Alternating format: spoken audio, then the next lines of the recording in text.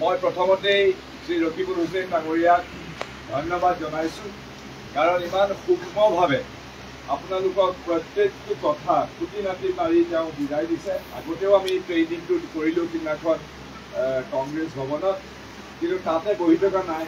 তেওঁ প্ৰত্যেকটো কথাই সূক্ষ্মভাৱে চালি জাৰি গোটেইখিনি আপোনালোকক বুজাই দিছে, আৰু মোৰ মনত অকণো সন্দেহ নাই যে আপোনালোকে সকলোৱে বৰ নিয়াৰিকে, বৰ আতুমটোকাৰিকে আৰু অত্যন্ত নিষ্ঠা সহকাৰে আপোনালোকৰ নিজৰ নিজৰ দায়িত্ব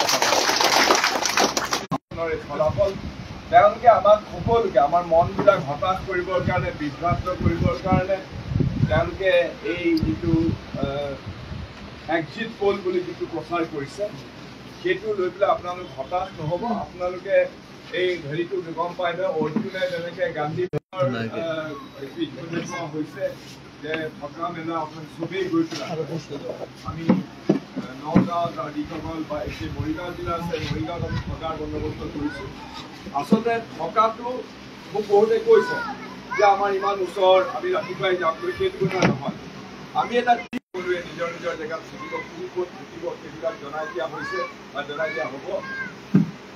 আৰু আপোনালোকক কংগ্ৰেছ ভৱনতে ৰাতিৰ আহাৰ একেলগে আমি চবেই গ্ৰহণ কৰিম 3 তাৰিখে, আৰু পিছদিনাখন ৰাতিপুৱা 6টা বজাৰ ভিতৰত আপোনালোকে নিজৰ ব্ৰেকফাষ্ট ভাত, আপোনাৰ এইখন ধৰক জালি এনেকুৱাই জালিখন ইপাৰে থাকিব। গতিকে আপোনালোকে সোনকালে গৈ নিজৰ এই বেঞ্চ দিব, তেওঁলোকে বেঞ্চত গৈ পেলাই নিজৰ এইটো আপোনালোকে জেগাটো দখল কৰিব।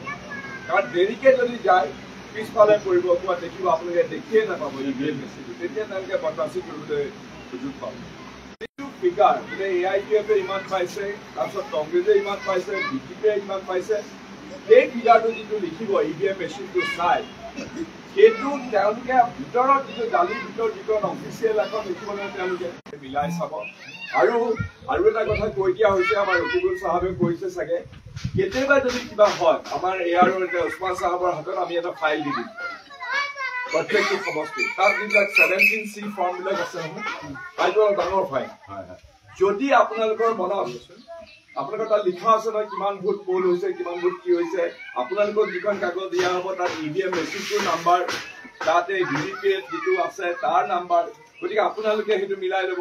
যদি সেইটো নিমিলে তেতিয়াহ'লে ওচমান চাহাবৰ হাতত অভিযোগৰ ধৰক ইভিএম মেচিনত যিটো নাম্বাৰ ওলাইছে সেইটো যদি আমাৰ কাগজখনৰ 17C লগত নিমিলে বা কিবা আপোনালোকৰ মনত বুজনি হয়, তেতিয়াহ'লে আমি একেবাৰে ভিভিপিএটো গণনা কৰিব লাগিব।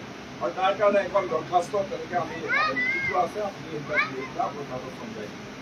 বাকী কথা গোটেইবিলাকতো আছেই। আৰু এটা কথা আমাক বাৰে বাৰে কৈছে, আজি কৈছে, আমাৰ যিখন মিটিং হৈছিলে গধূলি আমি আপোনালোকে যেতিয়া তাত ভাত থাকিব